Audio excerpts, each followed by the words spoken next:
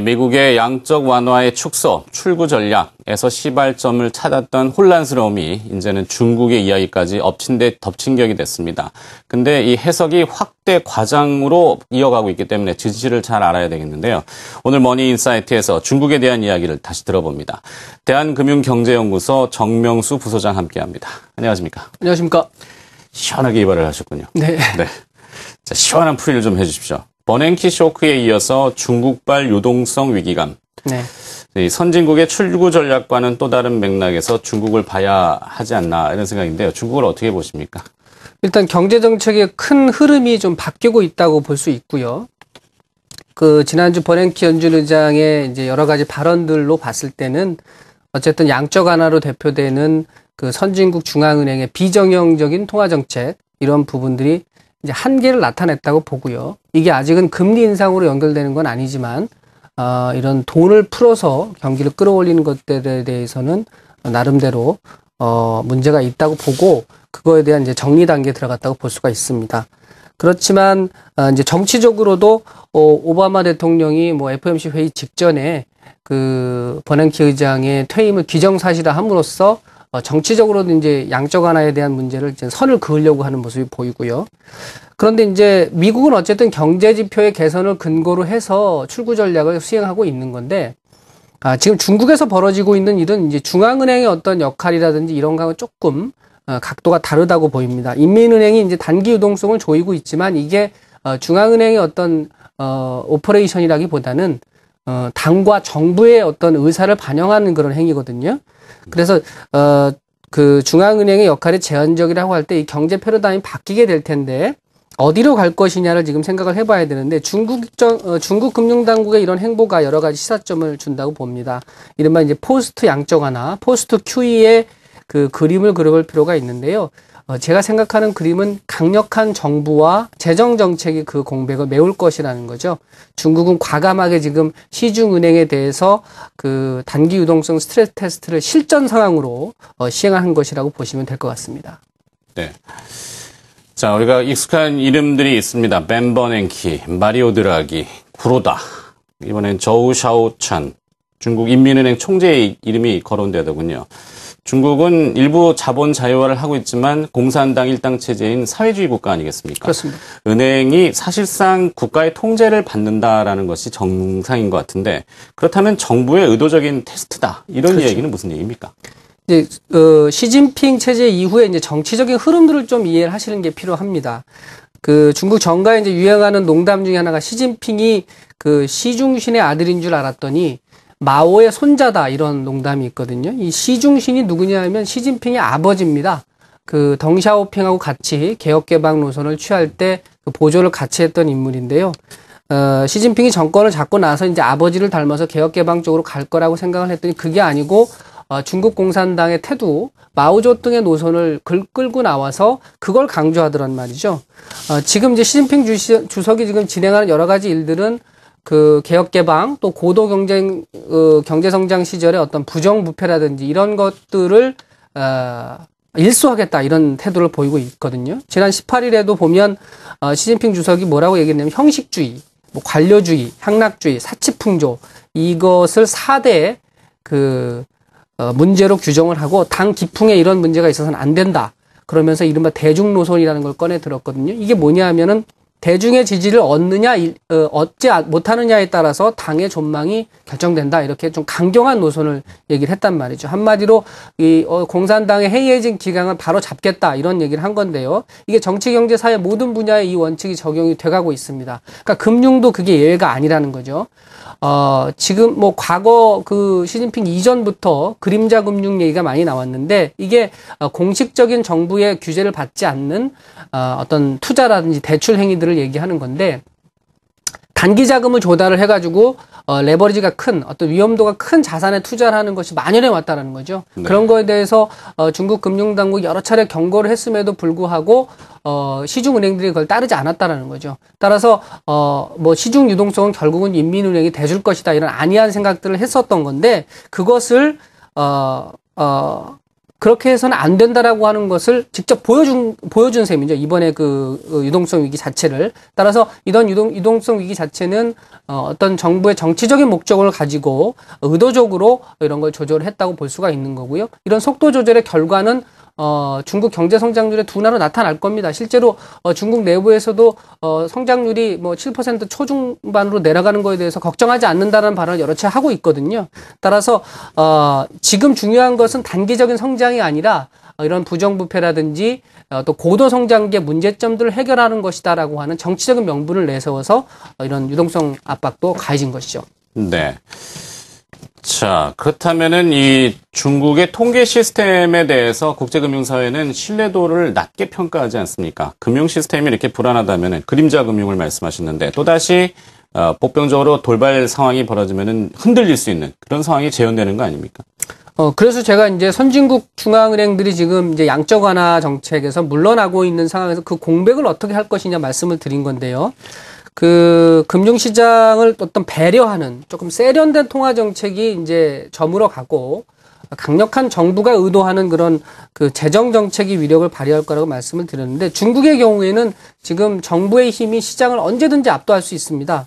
그래서 통화 정책이 한계에 봉착한 다른 나라들도 새로운 패러다임을 찾고 있는 건데 대표적으로 이제 전 세계 국가들이 공동 정선을 편 것처럼 보이는 그 조세 회피 지역에 대한 공격 이런 것들이 대표적이고 미국이라든지 영국 또 유럽 각국이 세금을 내지 않는 다국적 기업들에 대해서 강력한 제재를 지금 취하고 있거든요. 우리나라도 마찬가지죠. 재벌가에 대한 어떤 탈세라든가 뭐 상속과 관련된 비리라든지 이런 부분들을 사업적 체제로 단죄를 하고 있습니다. 이런 것들이 그 동시자발적으로 전 세계에서 이런 일이 나타난 이유가 넓게 보면은 그 신자유주의 경제 금융시장의 어떤 실패 이런 거에서 기인했다고 보는데요. 시장한테 맡겨놨더니 그게 잘 안 되더란 말이죠. 따라서 정부가 개입을 해서 그런 것들을 시정해 나가겠다. 중국의 경우에는 그 정도가 노골적이어서 앞으로는 어떤 자원 재배분에 있어서도 정부가 개입을 하겠다 이렇게 나설 수도 있는 거죠. 그것이 이제 인민의 지지를 받는 길이라고 시진핑 체제는 생각을 하고 있는 것이고 따라서 지금 우리가 보고 있는 것과 같은 유동성 위기와 비슷한 현상들이 향후에도 얼마든지 나타날 수 있습니다. 네, 이 저명한 경제 칼럼니스트 윌리엄 패색은 중국 경제에 대해서 프랑켄슈타인, 통제를 벗어나고 있다 이런 표현을 하고 있더군요. 중국의 지방 정부의 부채 문제도 중앙에서 통제가 가능하냐 이 부분인데요. 강한 정부가 되려면은 역시 재정 적자를 컨트롤해야 되는 거 아니겠습니까? 그렇습니다. 자, 이게 가능할까요? 그래서 이제 포스트 QE의 핵심적인 논점이 바로 그 부분인데요. 사실은 2008년 금융위기의 진원지도 선진국이었고 양적 완화라고 하는 비정형적인 통화 정책이 나온 것도 선진국이고 또 지금 이제 출구 전략을 먼저 시행하겠다고 하는 것도 선진국이고 따라서 포스트 QE를 준비해야 하는 것도 선진국인데 가만히 보면 미국이라든지 일본 이런 것들은 재정 상태가 굉장히 좋지 않습니다. 이 정부가 힘을 발휘하려면은 재정 상태가 넉넉하고 그것이 이제 어떤 힘으로 나타나 줘야 되는데 그렇지 않기 때문에 시장이 흔들리게 되는 거고 과거 이제 이런 선진국 경제는 또 시장의 힘이 전통적으로 강한 어떤 체제라는 거죠.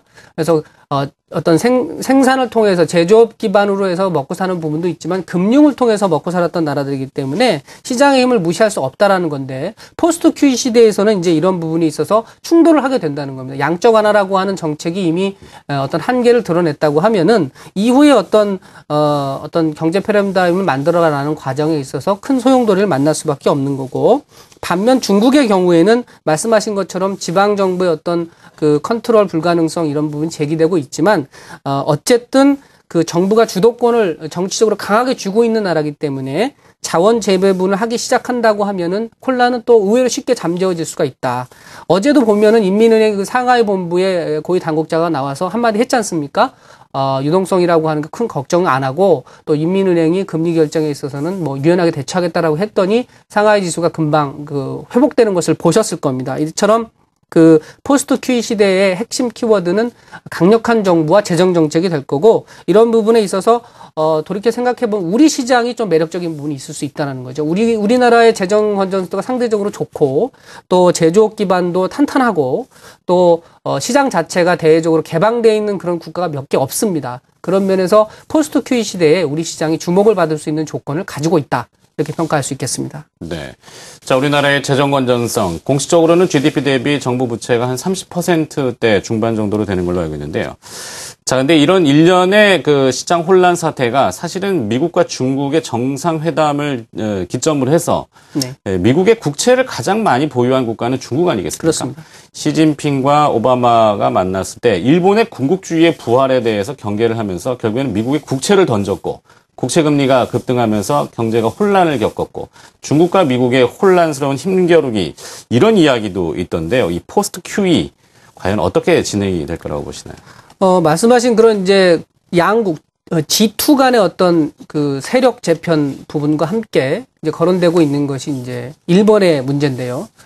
버냉키 발언에 대해서 가장 놀란 사람 중에 하나가 저는 아베 총리하고 구로다 총재라고 생각을 합니다. 왜냐하면 지금 일본이 진행하고 있는 이 아베노믹스의 근간은 미국의 양적 완화의 복사판인데 미국은 이제 여기서 출구 전략을 제시했으니까 일본 입장에서 좀 황당할 수가 있는데 사실은 미국의 노림수 중에 하나는 일본의 그 미국의 돈줄을 잠그는 그 공백을 엔화가 메꿔주길 바랬던 거거든요. 그런데 이제 미국 국채 수익률이 상승을 하게 되면은 그걸 엔화가 일본 본토에서 빠져나와서 그걸 사주기를 원했던 건데 구로다 총재가 일본판 양적 완화를 진행한 이후에 거꾸로 일본 자금은 해외 시장에 있던 것이 일본 국내로 돌아가 버렸습니다. 그것이 이제 엔화 환산 이익이 워낙 커지다 보니까 이익 실현 욕구가 커져서 그런 건데 여기에 이제 달러엔 환율이 103엔을 넘어가면서부터 어떤 부작용에 대한 얘기들이 많이 나왔죠. 일본의 수입 물가가 올라간다든지 이런 부분 때문에 5월 중순에 정확하게 달러엔이 103엔을 돌파했을 때 아마리 아키라 경제상이 브레이크를 겁니다. 엔화 환율이 너무 강해져도 문제고 약해져도 문제라는 식으로 이제 구두 개입을 하고 난 다음에 엔화 환율이 하락하기 시작하거든요. 여하튼 이제 미국은 출구 전략으로 가기로 결정을 했고 그러면은 달러 강세, 엔화 약세 구도가 만들어집니다. 그러면 이제 일본이 다시 달러엔 환율 세자리 시대를 세자릿수를 용인할 것이냐, 또 전고점이었던 103엔을 용인할 것이냐가 이제 중요하죠. 나아가서 120엔, 130엔까지 가게 되면은 미국의 의도대로 엔화의 힘에 의해서 사실은 전 세계 금융시장에 다시 한번 어떤 동력을 받을 수도 있습니다. 문제는 이제 일본이 반대로 이 엔화 약세에 대한 것을 좀 멈칫멈칫하게 되면 아베노믹스의 근간이 흔들려 버리기 때문에 일본 입장에서 지금 굉장히 중요한 그 정책적인 결정 시기에 와 있는 것이죠. 그러니까 포스트 QE 패러다임에 있어서는 일본은 중앙은행하고 정부가 같이 움직였기 때문에 어떻게 보면 포스트 QE 패러다임에 들어와 있는데 그 상황에서 쓸 수 있는 카드가 별로 없는 딜레마에 빠져 있는 거죠. 네. 자, 이 포스트 QE, 금융 패권주의 사실 난해합니다. 이 개인 투자자들이 해석하시기에는 어려움이 있는데요. 복잡다단한 이 함수들 속에서 우리의 생존 전략이 궁금합니다. 어제 저는 금융시장, 주식시장이 특히 막 출렁출렁 어제뿐만 아니라 요 며칠 동안인데요. 대책이 막연할 뿐인데 우리의 이제 경내 증시라든지 경제 상황에 미치는 영향들이라고 해야 될까? 그걸 종합적으로 평가해 보시면 어떻게 귀결이 될까요? 중국 금융당국이 은행의 파산을 그냥 방기한다거나 시장의 붕괴를 유도한다거나 이런 일을 하지는 않을 겁니다. 왜냐하면 그거 자체가 이제 정부의 지분을 갖고 있는 은행들이고 하기 때문에 따라서 지금 얘기하고 있는 것은 고도 경제 성장 시절에 어떤 열매를 독식했던 그런 세력들한테 정말 국가가 당이 구조조정을 요구할 때 너희들이 갖고 있는 걸 내놓으라라고 하는 시그널을 보낸 거거든요. 우리의 말을 들으라는 거죠. 그런 면에서 보면은, 시장이 곧, 정부의 그러니까 중국 정부의 어떤, 유화책으로 다시 좀 안정될 거라고 생각을 하고요. 버냉크 쇼크하고 동시에 이제 중국 유동성 문제가 나왔긴 했지만 이것은 이제 우연의 일치라고 일단 봐야 되는데, 이게 이제 G2 정상회담 이후에 나왔다는 것 때문에 이제 여러 가지 정치적인 함의가 있다고 보는 거고요. 네. 어쨌든 우리 시장에 미치는 중국발 영향은 조금 잦아들 거라고 생각을 하고요. 오히려 더 중요한 것은 아까 말씀드린 듯이, 아베노믹스의 운명입니다. 달러엔이 여기서 다시 상승할 것이냐, 그래서 이제 미국의 의도대로 갈 것이냐, 아니면은, 주저주저해서 아베노믹스 자체가 용도 폐기될 것이냐의 기로에 있는 거고, 우리나라 경제 정책에 있어서는 포스트 QE 시대에서는 우리가 이제 강점으로 갖고 있는 부분 분명히 있다라는 거죠. 따라서 우리나라 정부가 제시하는 여러 가지 정책 방향이나 이런 부분들을 좀 주시해서 보실 필요가 있겠습니다. 네. 자, 정리를 하자면 이렇군요. 최근에 중국의 단기금리 급등으로 자금시장 경색, 신용 경색 이야기가 나왔는데 중국 인민은행이 가만히 있었습니다. 아무 이야기도 하지 않았다가 어제 이제 갑자기 액션에 나섰는데 중국의 속내는 결국에는 강한 정부, 힘 자랑을 좀 제대로 한 것이 되겠죠. 네, 포스트 QE 시대 우리 스스로를 잘 믿어보면은 또 뭔가 해법이 나온다 이렇게 귀결이 되는 것 같습니다. 제가 마음대로 막 정리를 해버렸는데. 뭐 맥락상으로 그렇습니다. 알겠습니다. 자, 머니인사이트였습니다. 중국의 리스크에 대해서 다시 한번 재평가를 해봤고요. 대한금융경제연구소의 정명수 부소장이었습니다. 고맙습니다. 감사합니다.